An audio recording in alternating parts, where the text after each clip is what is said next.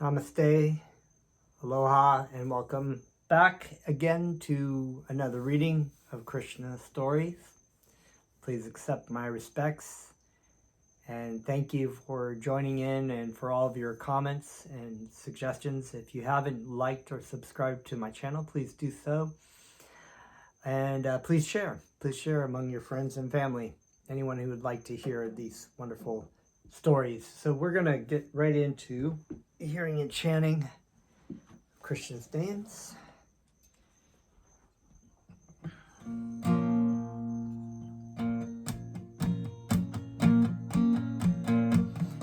Namo Vishnu Padaya Krishna Prasthaya Bhutale Srimate Saraswati Rupananda Paramahamsa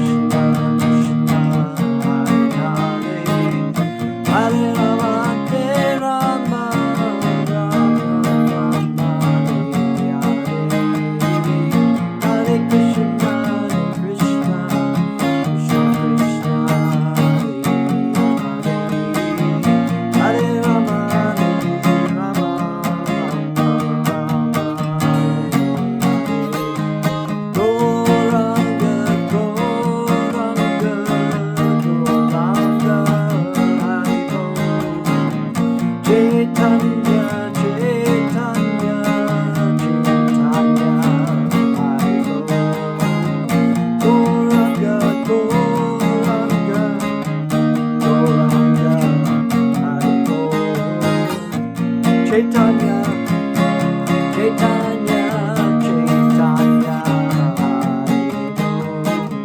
Gopala Govinda Rama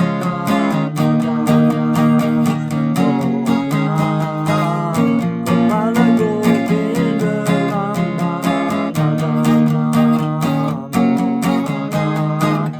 Gopala Govinda Rama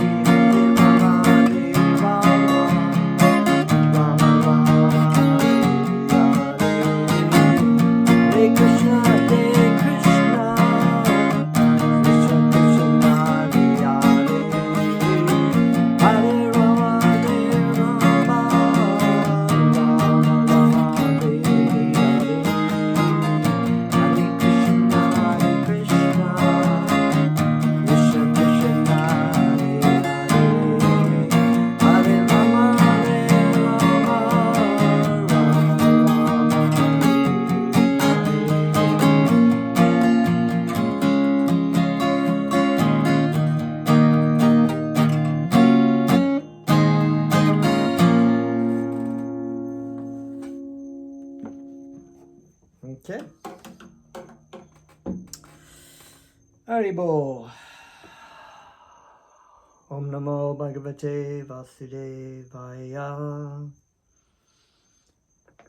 So we are going to continue with this chapter on the description of autumn. And we've been reading through this, and it's been very wonderful analogies describing different kinds of spiritual truths.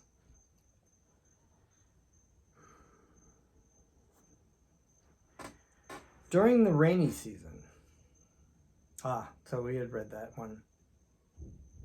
Basically how I was saying this quote in the Bhakti Rasamrita Sindhu, which is written by Rupa Goswami Prabhupada. Rupa Goswami was a disciple of Lord Caitanya Mahaprabhu, and he wrote a book called Nectar of Devotion. Basically, Lord Caitanya, although he was the Supreme Lord, he only wrote 8 prayers, and in those 8 prayers, and we've read some of them in some of these videos, because they encompass everything you need to know about in spiritual life.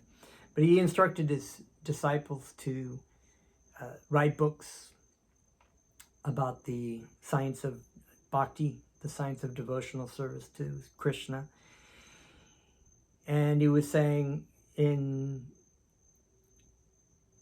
actually Bhaktivedanta was kind of indirectly quoting it in another book that he wrote called The Teachings of Lord Caitanya. These are all wonderful books. If you have an opportunity to get copies of them, you should. And he was saying that just like the sunshine, love of Godhead makes the heart more lovely and more and more lovely. And this is, a person who takes to Krishna consciousness, takes to the hearing and chanting of Krishna's names and the practices instructed, but by the spiritual master, they appear beautiful. Because even though, yes, there is an aspect of cleanliness, external cleanliness of your body, the kinds of foods you eat, the kinds of, taking a bath, keeping your body clean, all those kind of things, keeping healthy.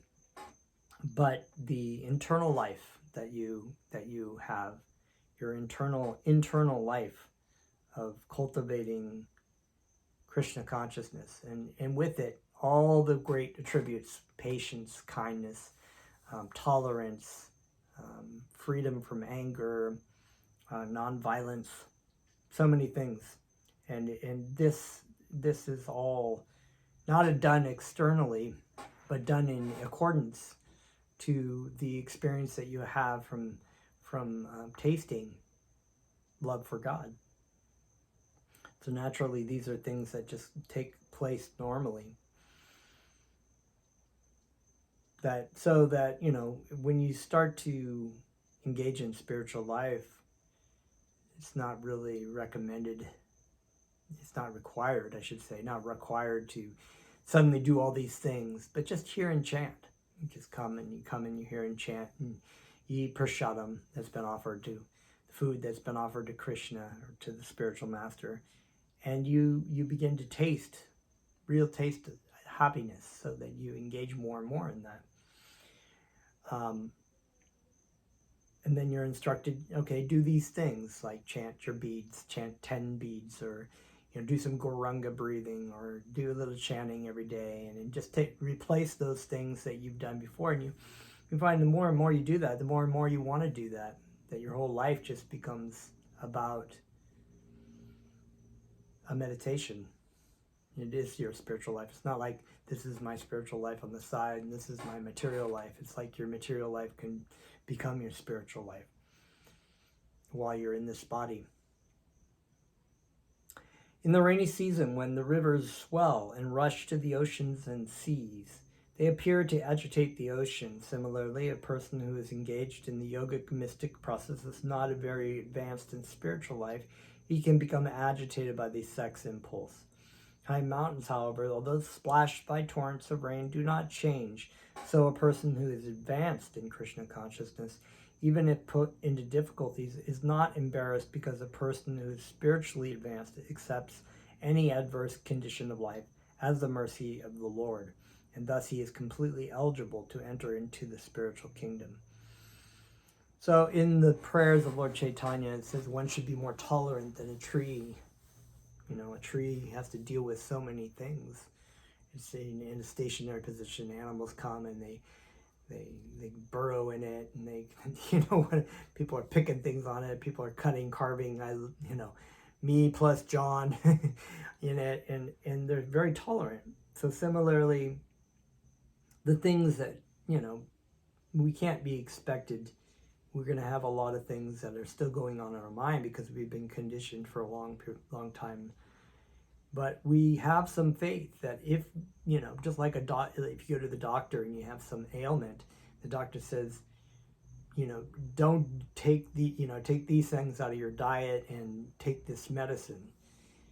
And, it's very hard to take those things out of your life, but you trust the doctor that, okay, I'll try to do that. You may, I ate some cake, you make those mistakes because you have such an attachment for them. But then you realize you feel much better taking the medicine, taking those things out of your life, that you just keep doing it. You keep improving upon it. And so that when bad things come, you can tolerate it. It's not a difficult thing to do. In the rainy season, some of the roads are not frequently used and become covered with long grasses. This is exactly like a Brahmana who is not accustomed to studying and practicing the reformatory methods of Vedic injunctions. He becomes covered with the long grasses of Maya. In that condition, forgetful of his constitutional nature, he forgets his position of eternal servitorship to the Supreme Personality of Godhead by being deviated by the seasonal overgrowth of long grasses created by Maya. A person identifies himself with the Mayic production and succumbs to illusion, forgetting his spiritual life.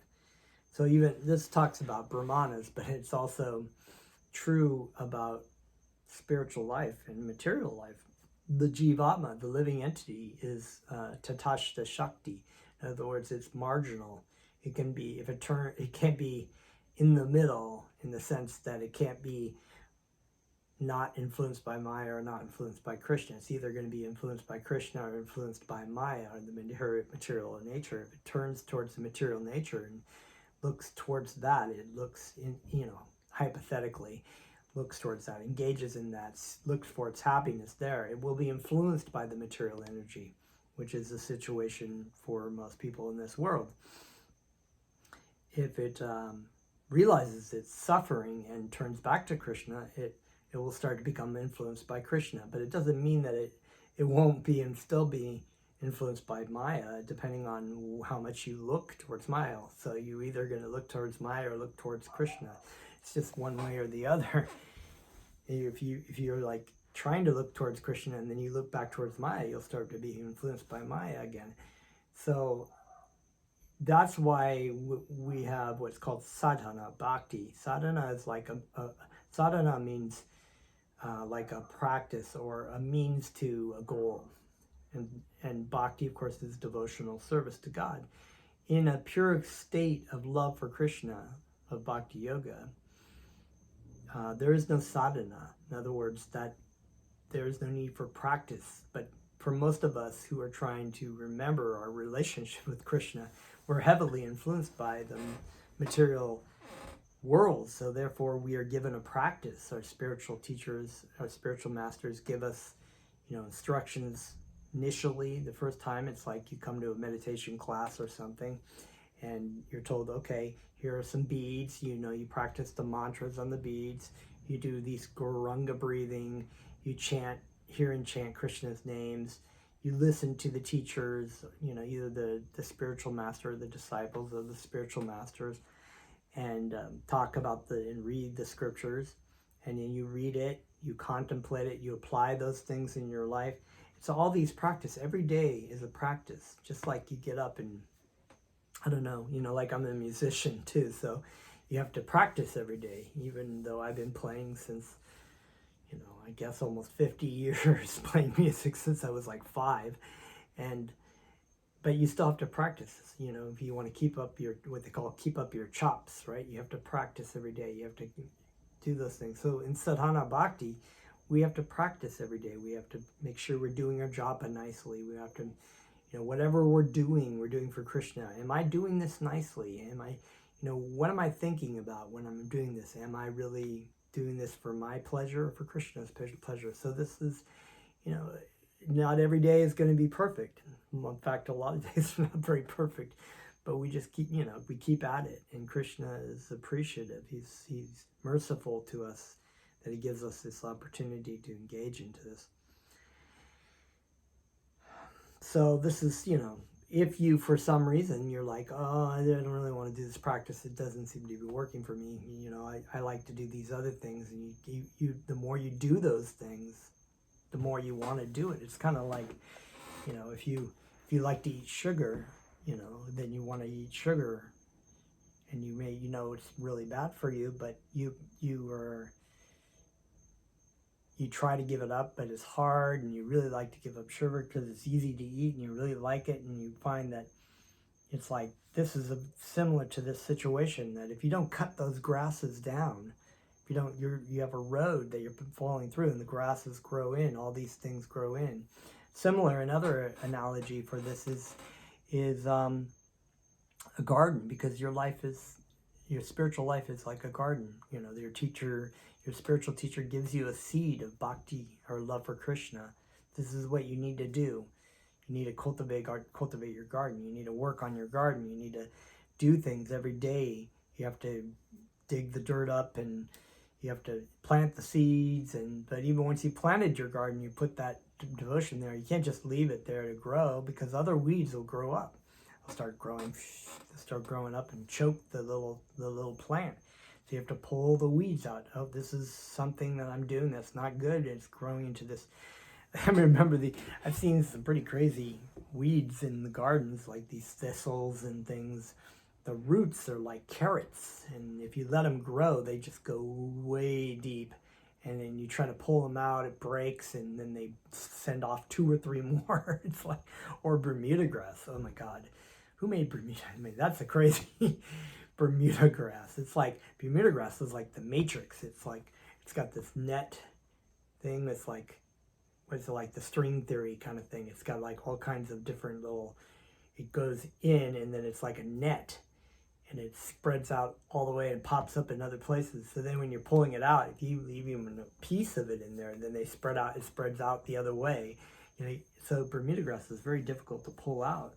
Similarly, some things are really hard to pull out, but you really have to work hard. You have to work hard to keep those things out of your garden, your spiritual garden. And when you cultivate your little flower by hearing and chanting Krishna's names, by doing all these things, just like watering, pulling the weeds out, watering, giving it sunshine. And then it said that this lover, this creeper of devotional love to God, to Krishna, will grow up, and it'll continue to grow, and it'll go penetrate through to the spiritual world at the feet of Krishna, and fructify into fruit. That's the analogy. So it's a very wonderful thing, but you do have to do the work. It's not like your teacher, your spiritual teacher. He used to say, he told me, he said once that you're walking down a road in your spiritual life, and you're headed towards a goal, your goal of self-interest, right? The goal of love for Krishna. And really, you're the one who's walking the path. Your spiritual master says, this is the way, that's what you need to do, and this is what you need to do to go this way. He said, if you sit down on the road, you're going to be in that place where you are spiritually, if you don't constantly walk towards your goal. And he said, I'm not going to come and try to pick you up, pull your hair, and drag you along the path. That's not my job. My job is to show you the way, and then you have to do the work. So similarly, a person really has to do their own work in spiritual life. It's not an easy thing. But if you want anything, you always have to work really hard to get it. If you want to have a nice body, you can't just be like, oh, I'll work out one time a month. That's like me. Like, I hate exercising, but I really have to force myself to do it because I don't like doing it. But I know it makes a great benefit on my body. It feels much better when I exercise. So similarly, you have to do this with your spiritual life. You have to do these things every day. During the rainy season, lightning appears in one group of clouds and then immediately in another group of clouds. This phenomena is compared to a lusty woman who does not fix her mind on one man. A cloud is compared to a qualified person because it pours rain and gives sustenance to many people. A man who is qualified similarly gives sustenance to many living creatures, such as family members or many workers in businesses. Unfortunately, his whole life can be disturbed by a wife who divorces him. When the husband is disturbed, the whole family is ruined. The children are dispersed or the business is closed, and everything is affected. It is therefore recommended that a woman desiring to advance in Krishna consciousness peacefully live with a husband, and that the couple not separate under any condition.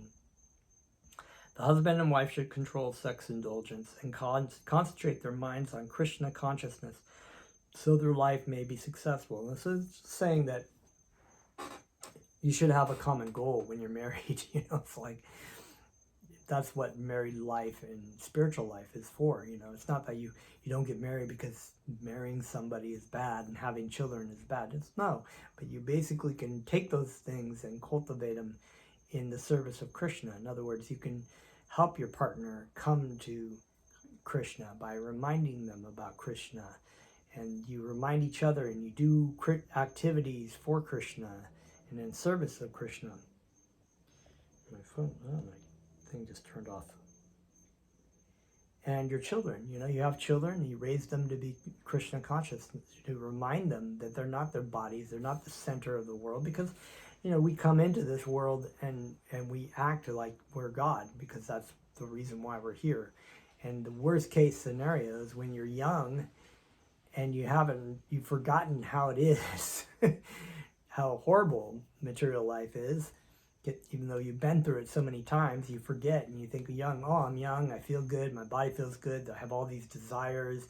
I want to have a boyfriend, I want to have a girlfriend, I want to have this, I want to have money, I want to have these nice things.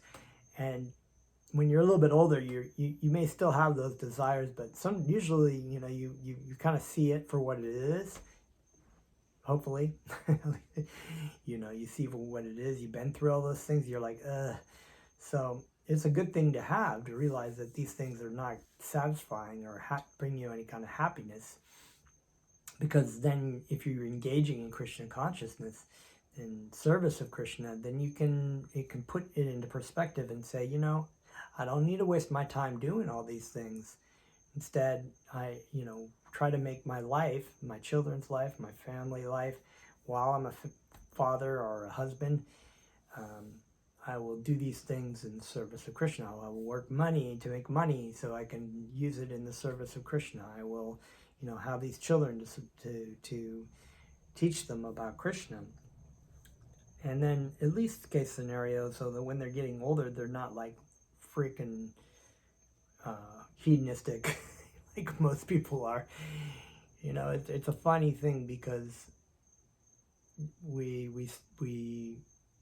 are so, people are not really aware of the fact that a lot of the problems are by the way that we're so self-centered and selfish and hedonistic, and we're taught that, and we're encouraged to believe that it's a really good thing to think about yourself, to go for your own pleasures, to try to accumulate as much for yourself and benefit yourself. So those kinds of things cause problems all around us.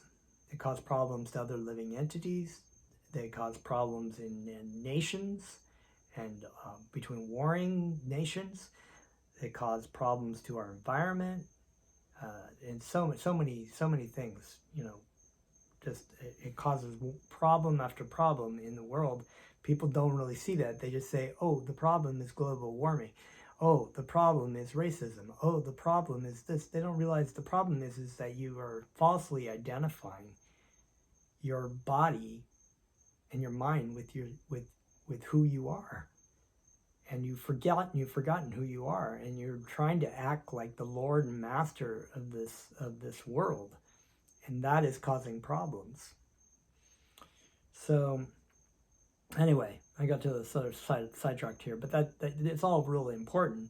That basically, if you're married, husband and wife should get along together, and you cultivate these kind of qualities that you get from practicing meditation, and which is kindness, compassion, understanding, love, real love, caring about a person other than yourself. That's what being married is about. But most marriages are like contracts. I will love you if you give me the A, B, and C, and they're thinking if you give me A, B, and C, or if you got to give me children, or you got to give me a nice house, and if you don't do that, if you're not nice to me all the time, then then forget it and just go find someone else.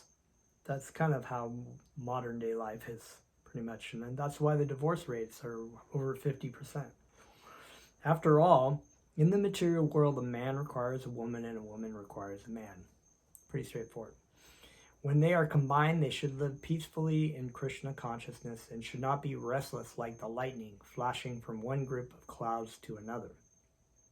Sometimes, in addition to the roaring thunder of the clouds, there is an appearance of a rainbow, which stands as a bow without a string. Actually, a bow is in the curved position, being tied at its two ends by the bowstring. But in the rainbow, there is no such string, and yet it rests in the sky so beautifully. Similarly, when the Supreme Personality of Godhead descends to this material world, he appears just like an ordinary human being, but he is not resting on any material condition. In the Bhagavad Gita, the Lord says that he appears by his internal potency, which is free from the bondage of the external potency. So this is a pretty deep subject, actually, but Krishna has an external energy and he has an internal energy. What is bondage for the ordinary creature is freedom for the personality of Godhead. In the rainy season, the moonlight is covered by clouds, but is visible at intervals. It sometimes appears that the moon is moving with the movement of the clouds, but actually the moon is still. Due to the clouds, it also appears to move. Similarly, for one who has identified himself with the moving material world, his actual spiritual luster is covered by illusion. And with the movement of material activities, he thinks that he is moving through different spheres of life. This is due to false ego, which is the demarcation between the spiritual and material existence, just as the moving cloud is a demarcation between moonlight and darkness. In the rainy season, when the clouds appear for the first time, after seeing their appearance, the peacocks begin to dance with joy. This can be compared to persons who are very harassed in the materialistic way of life. If they can find the association of a person engaged in the loving devotional service of the Lord, they become enlightened, just like the peacocks when they dance. It's very beautiful. We have practical experience of this because many of our students were dry and morose previous to their coming to Krishna consciousness. But having come into contact with devotees, they are now dancing like jubilant peacocks. This is coming into an oasis after wandering through the deserts. You just like, just drinking the water. It's like, oh my God, so nice, and it's just it's so true. And if you've been in the situation of being in the material world and trying so many things to find happiness, and then you find this practice, this beautiful practice of Krishna consciousness, is just very wonderful. It brings life, like drinking water, this beautiful water, delicious water from an oasis after wandering through the desert of material life for so long, thinking, oh, it's good, that looks nice. Oh, a mirage over there. You're just wandering through from one place to another, and you find this oasis, and it's just like, or somebody, actually they would say the devotee, person engaged in loving service of the Lord, says, hey, there's an oasis over here. Do you want to come? oh no, I want to wander through the desert. Or maybe, oh, okay, let me see what that's like. And you're like, ooh. Plants and creepers grow by drinking water from the ground. Similarly, a person practicing austerity becomes dry. After the austere performances are completed and he gets the result, he begins to enjoy life and sense gratification with family, society, love, home, and other paraphernalia.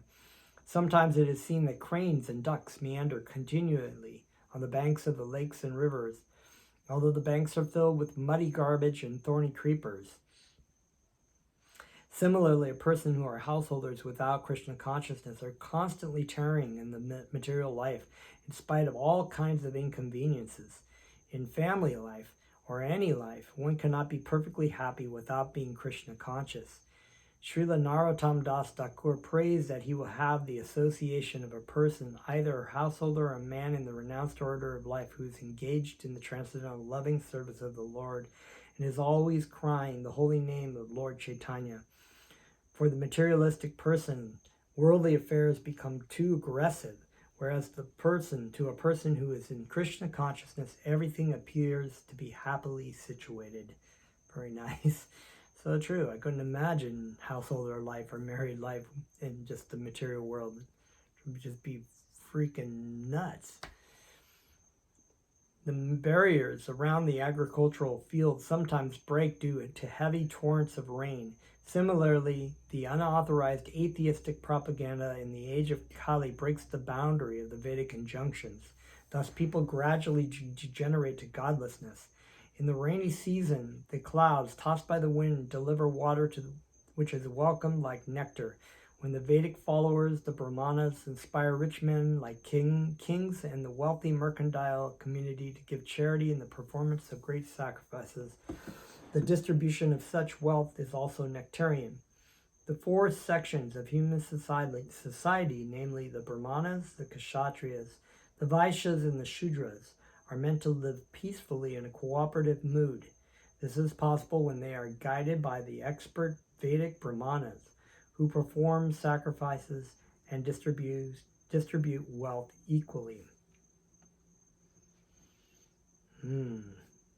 Very nice. It's more about Krishna coming here. Maybe we'll read a little bit more. I like this first thing. This whole thing about atheistic propaganda. This was written, I don't know, maybe 40, 50 years ago. And how much worse it's gotten.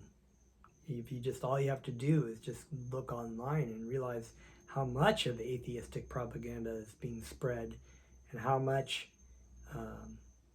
it is considered to be more and more popular. Whereas anybody who's in religion or any kind of spiritual pursuit is considered to be idiots or stupid. I've seen so many comments about people who, when they refer to people who are, Christians or spiritual in any way, they just think it's some kind of atheistic people just think it's some kind of mythology or just make-believe, and they're just insulting completely. So that's so true. Let's read a little bit more here. Got a few more minutes. Vrindavan forest improved from the rains and was replete with ripened dates, mangoes, blackberries, and other fruits. Lord Krishna, the Supreme Personality of Godhead, and his boyfriends and Lord Balaram entered the forest to enjoy the new seasonal atmosphere. The cows, being fed by new grasses, became very healthy, and their milk bags were all very full. When Lord Krishna called them by name, they immediately came to him out of affection, and in their joyful condition the milk flowed from their bags. Lord Krishna was very pleased when passing through the Vrindavan forest by the side of Govardhan Hill. On the bank of the Jamuna, he saw all the trees decorated with beehives pouring honey. There were many waterfalls on Govardhan Hill. It's really nice, if you've ever seen these beehives inside the trees, it's just amazing. I remember that as a Peace Corps volunteer in West Africa. I used to have my backyard was basically the bush. right? I lived out in a rural area in West Africa, and it was dark, but nobody would be back there at night, and you just hear crickets and stuff. But one night, about 100 yards in my backyard, there was a light.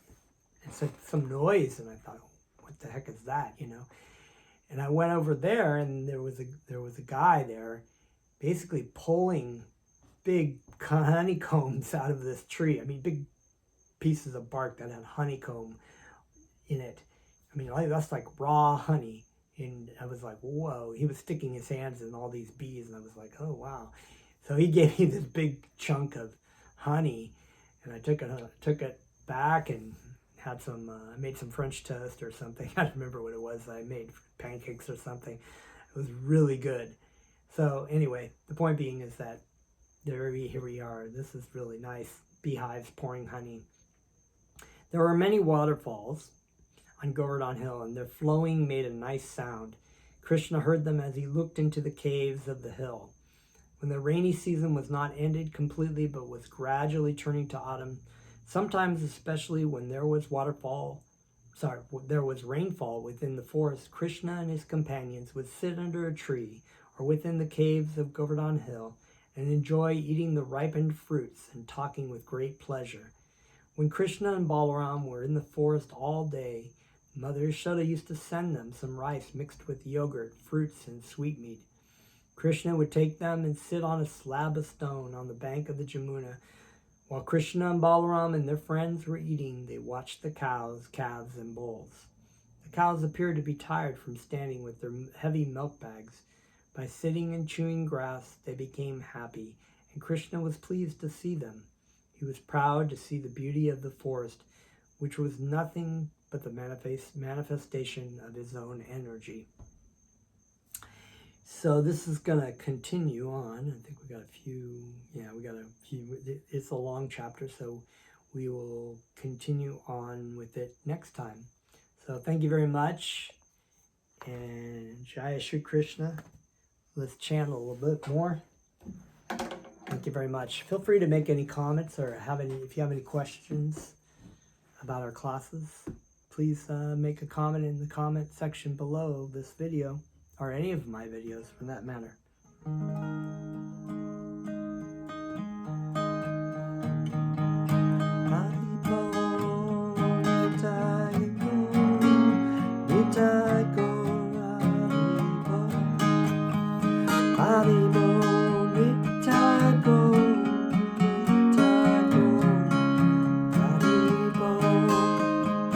Hari